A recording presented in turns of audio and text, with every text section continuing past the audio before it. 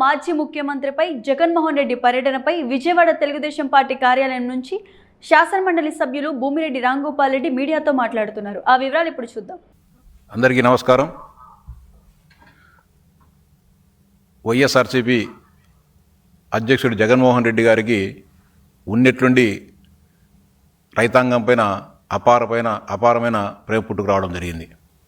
2019-24 మధ్య కాలంలో ముఖ్యమంత్రిగా ఉన్న సమయంలో ఏనాడు కూడా పంట పొలాల దగ్గరికి కానీ రైతుల ముఖం చూడని జగన్మోహన్ రెడ్డి ప్రతిపక్ష పాత్ర వచ్చే కొద్దీ, తన ముఖ్యమంత్రి పదవి పోయే కొద్దీ రైతుల సమస్యలు, ధరల స్థిరీకరణ నిధి అని నానా పెద్ద మాటలు మాట్లాడడం జరుగుతోంది. జగన్మోహన్ రెడ్డి గారు ఈరోజు అరటి రైతులు ఇబ్బందులు పడుతున్నారు, అరటికి ధర లేక రైతులు అధోగతి పాలవుతున్నారని చెప్పి ఈరోజు పులివెందుల నియోజకవర్గంలో ఆయన పర్యటించడం జరిగింది. ఈ సందర్భంగా జగన్మోహన్ రెడ్డి గారికి నేను సూటిగా ప్రశ్నిస్తూ ఉన్నా, అరటి మొక్క నాటితే అరటి చెట్టు అవుతుందా, లేకపోతే విత్తనముతో అరటి చెట్టు మొలుస్తుందనే పరిజ్ఞానం కూడా లేని జగన్మోహన్ రెడ్డి ఈరోజు అరటి రైతుల గురించి, అరటి రైతుల వ్యతల గురించి మాట్లాడుతున్నా అంటే రైతాంగమే సిగ్గుతో తలదించుకుంటా ఉంది.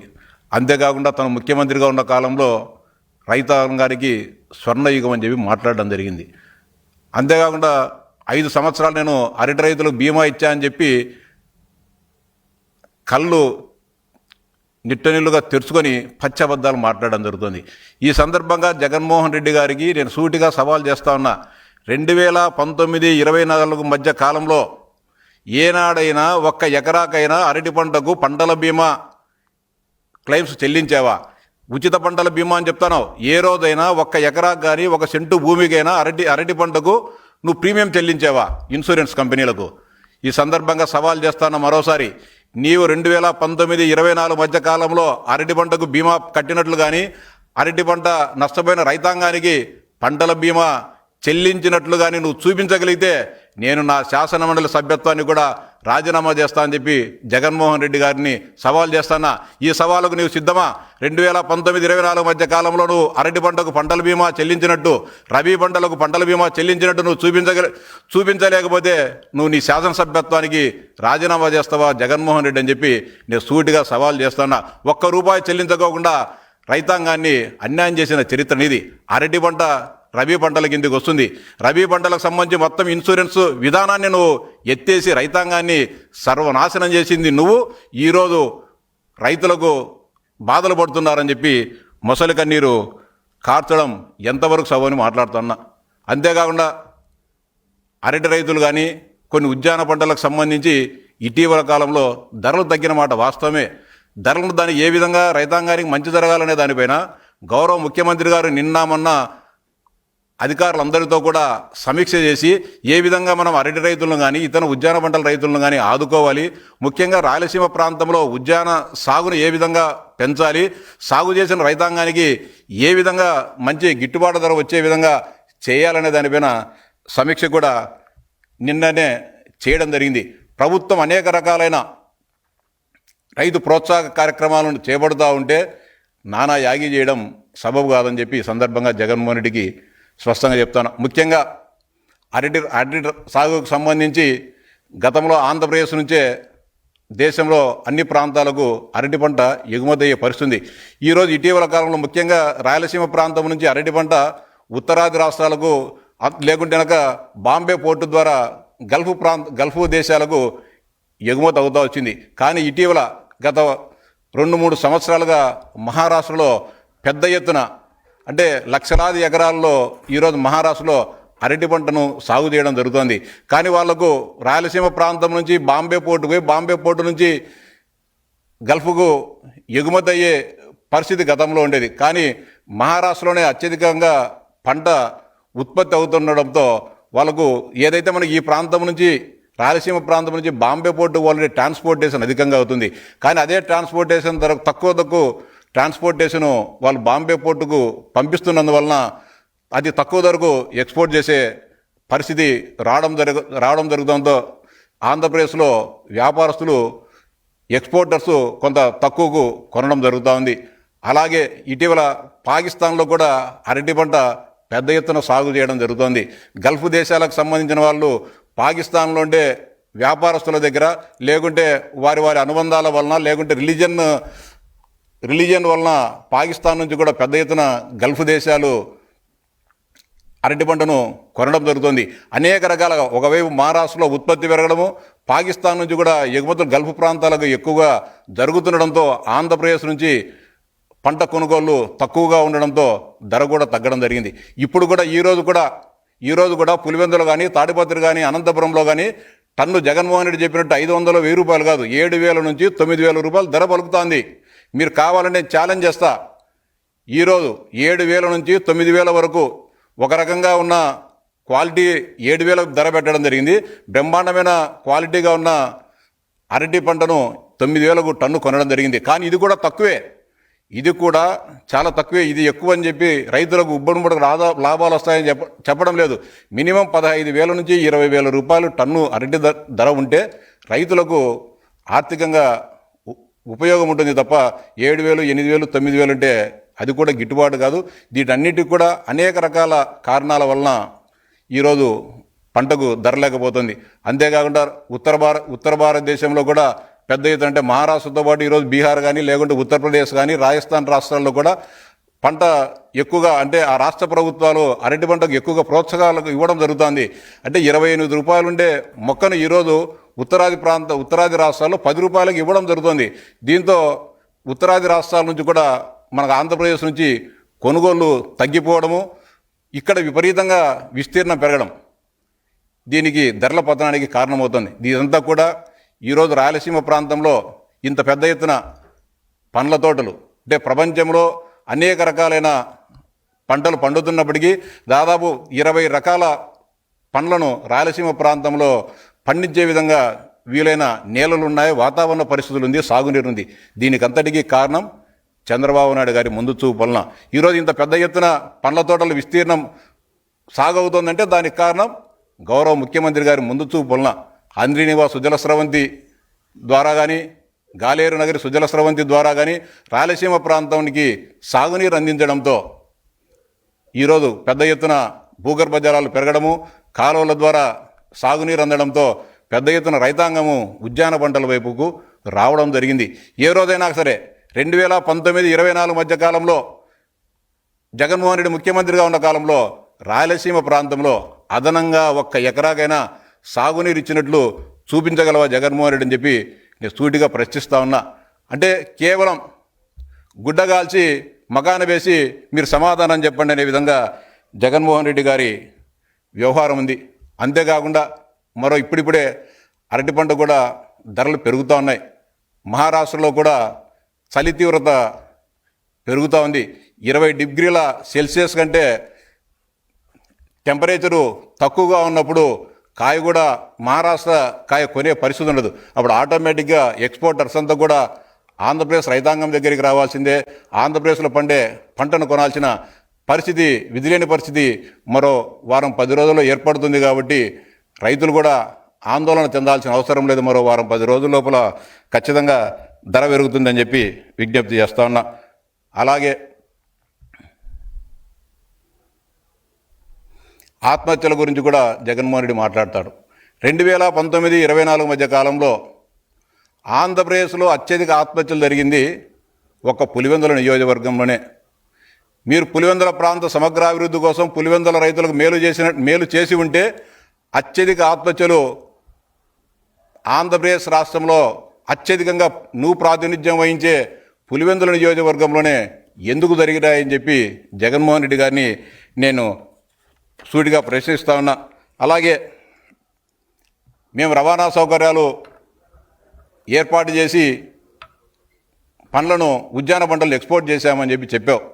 నిజమే, కేంద్ర ప్రభుత్వం అనంతపురం నుంచి ఢిల్లీకి ఈ పండ్ల తోటల రవాణాకు సంబంధించి ఒక ట్రైన్ పెట్టింది. ట్రైన్ పెట్టిన 1 నెల లోపలనే ఆ ట్రైన్ రద్దు చేశారు. ఏనాడైనా సరే మళ్ళీ అనంతపురం నుంచి, రాయలసీమ ప్రాంతం నుంచి పండ్ల తోటలను కానీ, కూరగాయలను కానీ ఎగుమతి చేసేదానికి అనంతపూర్ టు ఢిల్లీ కానీ, అనంతపూర్ నుంచి బాంబే కానీ మరొక ట్రైన్ పెట్టమని చెప్పి రద్దయిన రైళ్లను పునరుద్ధరించమని చెప్పి ఏనాడైనా ఒక లేఖ కానీ, లేకపోతే మీ పార్టీ పార్లమెంటు సభ్యులను కానీ, లేకపోతే మీ వ్యవసాయ శాఖ మంత్రిని కానీ ఏ రోజైనా నువ్వు కేంద్ర రైల్వే శాఖ మంత్రి దగ్గరికి పంపించిన చరిత్ర లేదు. ఆ సమస్య కూడా మీరు ఏ రోజు కూడా ప్రస్తావించలేదు. అలాగే ఈ పండ్ల తోటల రైతాంగాన్ని ఆదుకోవాలంటే పెద్ద ఎత్తున ఫుడ్ ప్రాసెసింగ్ యూనిట్స్ రావాల్సిన అవసరం ఉంది.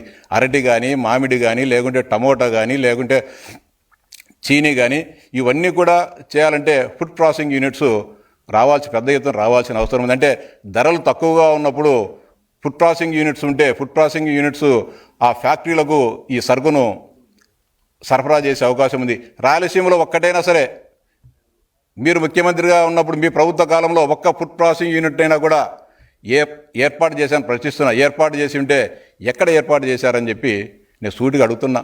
ఈ ప్రభుత్వం వచ్చిన తర్వాత గౌరవ ముఖ్యమంత్రి గారు ఈ రాష్ట్రంలో ఉద్యాన పంటల సాగు విస్తీర్ణం పెంచాలని, రైతులకు అధిక ఆదాయం రావాలని చెప్పి ఒకవైపు మార్కెటింగ్ చైన్ లింకేజీ వ్యవహారాలను పెంపొందించాలని ప్రయత్నం చేస్తూ, మరోవైపు పెద్ద ఎత్తున ఫుడ్ ప్రాసెసింగ్ యూనిట్స్ పెట్టే పారిశ్రామికవేత్తలను ప్రోత్సహించే విధంగా ప్రోత్సాహకాలను కూడా ప్రకటించడం జరిగింది. ప్రభుత్వ రంగంలో అదేవిధంగా దేశ విదేశాల నుంచి కూడా అనేక మంది పారిశ్రామికవేత్తలను ఆంధ్రప్రదేశ్కు తీసుకొని వచ్చేసి పెద్ద ఎత్తున ఫుడ్ ప్రాసెసింగ్ యూనిట్స్ను పెట్టే ప్రయత్నం కూడా చేయడం జరుగుతోంది. ఏ రోజైనా సరే 5 సంవత్సరాల్లో మీరు ముఖ్యమంత్రిగా ఉన్నప్పుడు ఒక్క ఫుడ్ ప్రాసెసింగ్ యూనిట్స్ పెట్టమని చెప్పి ఏ పారిశ్రామికవేత్తనైనా మీరు మాట్లాడారా? మీరు కలిశారా? ఏ రోజు కూడా మాట్లాడని పరిస్థితి. వరదలు వస్తే, తుఫానులు వస్తే బ్యారికేడ్లు కట్టుకొని, కార్పెట్లు వేసుకొని, స్టేజీలు కట్టుకొని రైతాంగాన్ని పరామర్శించిన చరిత్ర మీది. ఏ రోజైనా రైతులతో మాట్లాడారు మీరు? 5 ఏళ్ల కాలంలో పులివెందలకు వచ్చి ఏ రోజైనా రైతులతో మాట్లాడావా? లేకపోతే సచివాలయంలో ఏ రోజైనా రైతు సమస్యలపైన సమీక్ష చేశారా? ఏ రోజైనా తుఫాన్లు వచ్చిన రైతులను పరామర్శించిన దాఖలాలు లేవు. వారికి నష్టపరిహారం చెల్లించిన దాఖలాలు కూడా లేవు. ఈరోజు గౌరవ ముఖ్యమంత్రి గారు ఏ చిన్న ప్రకృతి వైపరీత్యం జరిగినా రేయింబౌళ్ళు మేలుకొని సచివాలయంలో కూర్చొని మానిటరింగ్ చేస్తూ ఏ ఒక్క రైతు కూడా అన్యాయం జరగకుండా, ఆస్తి నష్టం జరగకుండా, ప్రాణ నష్టం జరగకోకుండా, రైతులకు ఇబ్బంది పడకోకుండా అన్ని రకాలుగా ఆయన ప్రత్యక్ష పర్యవేక్షణలో ఆయన గౌరవ మంత్రి లోకేష్ గారు కమాండ్ కంట్రోల్ రూమ్లో కూర్చొని పర్యవేక్షించడం జరుగుతుంది. ఏ రోజైనా మీరు కానీ మీ మంత్రులు కానీ ఆ విధమైన పర్యవేక్షణ చేసే పరిస్థితి ఉంది అని అడుగుతున్నా. అంతేకాకుండా ఈరోజు సాగు విస్తీర్ణం కూడా పెరగడానికి కారణం 2019-24 మధ్య కాలంలో ఒక తుంట పైపు, ఒక సెంటీమీటర్ డ్రిప్ పైపులు కానీ, స్ప్రింక్లర్లు కానీ ఇవ్వకోకుండా రైతాంగాన్ని అన్యాయం చేయడం జరిగింది. ఈరోజు ఎన్డీఏ ప్రభుత్వం అధికారంలోకి వచ్చిన వెంటనే 90% సబ్సిడీతో రైతాంగానికి డ్రిప్పులను, స్ప్రింక్లర్లను సరఫరా చేయడం జరుగుతోంది. దీంతో పెద్ద ఎత్తున రైతులు ప్రభుత్వ ప్రోత్సాహకాలను వాడుకొని ఉద్యాన పంటలను పెద్ద ఎత్తున విస్తీర్ణం చేయడం జరుగుతోంది.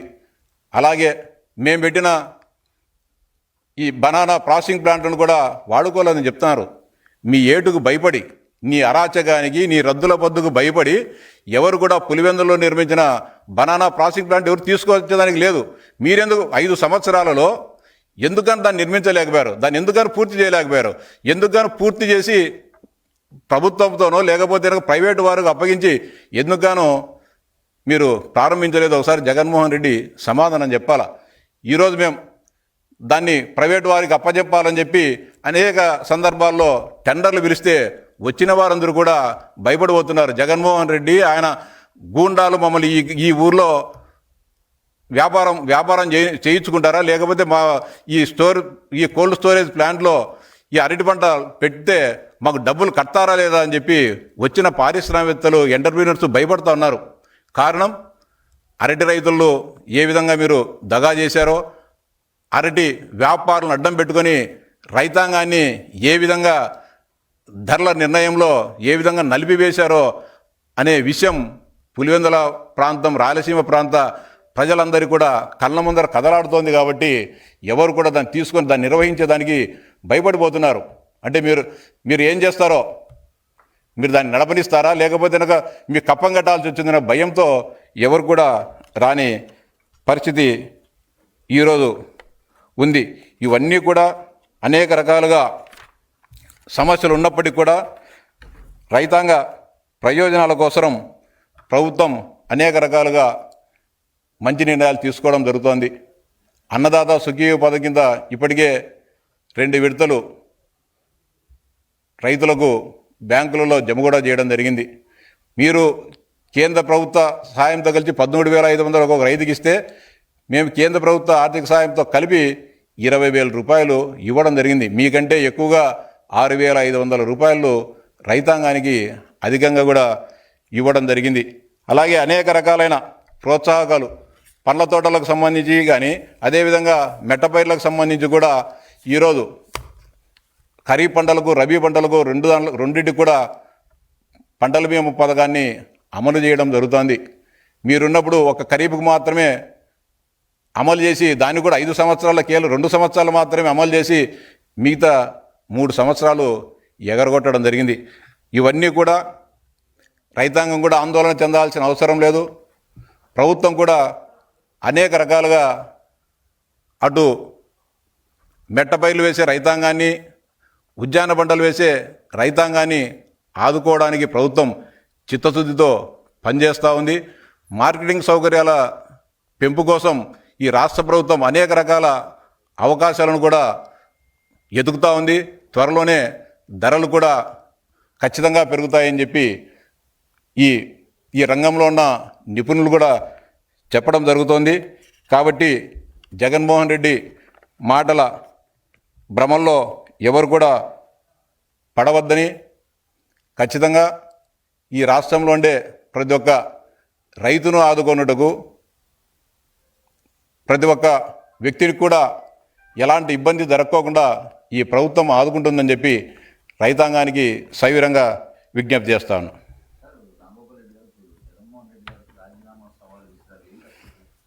జగన్మోహన్ రెడ్డి గారు నేను ముఖ్యమంత్రిగా ఉన్నప్పుడు 5 సంవత్సరాలు అరటి పంటకు నేను పంటల బీమా విధానాన్ని అమలు చేసి, ఉచిత పంటల బీమా విధానాన్ని అమలు చేసి, నేను పంటల బీమా ఈ ప్రకృతి వైపరీత్యాలు వచ్చినప్పుడు ధరలు తగ్గినప్పుడు నేను పంటల బీమా ఇచ్చానని చెప్పి చెప్పడం జరిగింది. నేను జగన్మోహన్ రెడ్డి గారు నేను సూటిగా అడుగుేది, ప్రశ్నించేది, సవాల్ చేసేది ఒకటే. 2019-24 మధ్య కాలంలో మీరు చెప్పినట్లు 5 సంవత్సరాల కాలంలో అరటి పంటకు బీమా ప్రీమియం కట్టినట్టు కానీ, బీమా క్లెయిములు అంటే పంట దెబ్బతిన్నప్పుడు ఏదైతే వాతావరణ పరిస్థితులు అననుకూలంగా ఉన్నప్పుడు ఎప్పుడైతే పంటల బీమా క్లెయిములు అవుతాయో మీరు పంటల బీమా చెల్లించినట్లు అరటి పంటకు మీరు చూపిస్తే నేను రాజీనామా చేసేదానికి, నా శాసనమండలి సభ్యత్వానికి రాజీనామా చేసేదానికి సిద్ధంగా ఉన్నా. చూపి లేకపోతే మీరు రాజీనామా చేసేదానికి సిద్ధంగా ఉన్నావా జగన్మోహన్ రెడ్డి నేను సూటిగా ప్రశ్నిస్తాను. రెండోసారి పంటల బీమా నువ్వు అమలు చేయలేదు. అరటి పంట రైతాంగానికి ₹1 కూడా పంటల బీమా రాలేదు, నువ్వు చెల్లించలేదు, ప్రీమియం కూడా నువ్వు చెల్లించలేదు. ఈ సవాలుకు నేను సిద్ధంగా ఉన్నా. జగన్మోహన్ రెడ్డి గారు కూడా సిద్ధపడతాడేమో చూడమని చెప్పు. ప్రభుత్వం దగ్గర రికార్డులు ఉన్నాయి. దీన్ని ఎవరు దాచిపెట్టేది ఏమీ లేదు. ప్రభుత్వం దగ్గర రికార్డులు ఉన్నాయి. 2019-24 మధ్య కాలంలో అరటి రైతులకు నువ్వు ఇన్సూరెన్స్ ప్రీమియం కట్టినావా? కట్టింటే క్లెయిమ్స్ వచ్చినాయా? ఏదో ఒకటి తెలుసు. ప్రీమియం అన్నా కట్టిండాలా, క్లెయిమ్స్ అన్న ఏదో ఒకటి. నువ్వు ప్రీమియం ఇవ్వట్లేదు, క్లెయిమ్ రాలేదు, ₹1 కూడా నువ్వు అరటి రైతులకు సహాయం చేయలేదు ప్రభుత్వం ద్వారా. ఇది వాస్తవం. 2014-19 మధ్య కాలంలో మేము రబీ పంటలకు సంబంధించి పంటల బీమా విధానాన్ని మేము అమలు చేయడం జరిగింది. ఆ రోజు తెలుగుదేశం పార్టీ గౌరవ చంద్రబాబు నాయుడు గారు ముఖ్యమంత్రిగా ఉన్నప్పుడు 2 సార్లు ప్రకృతి వైపరీత్యాల వలన అరటి పంట దెబ్బతిన్నప్పుడు 5 సంవత్సరాలు 2 సార్లు మేము పంటల బీమాను చెల్లించడం జరిగింది అరటి రైతాంగానికి.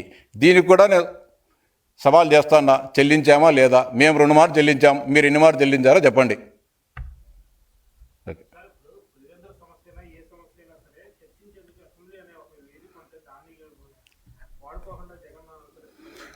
ఈ సందర్భంగా జగన్మోహన్ రెడ్డి గారికి కూడా సలహా ఇస్తున్నా.